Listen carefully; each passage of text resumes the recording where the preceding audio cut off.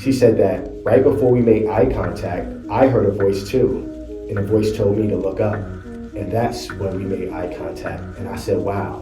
Of course, I went and I rewrote that in Goosebumps. There we go. This is more than just my subjective experience. It has other people's experiences connected with it all throughout this book.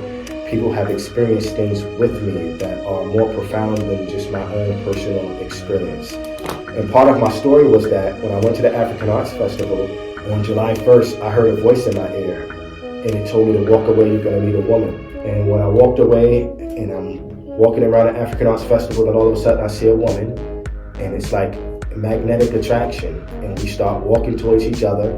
And that was in 2018, and then in 2020, in my other past lifetimes, I start writing this book. And so when I wrote the part that she's in and I read it to her, she tells me, see, this is where it becomes, one thing is subjective. If I'm telling you my story means nothing because it's just subjective. It's how I view it, which really doesn't amount for anything. It's just my subjective experience. I can experience it I can feel anywhere about it. It doesn't mean anything because it didn't happen to you, right?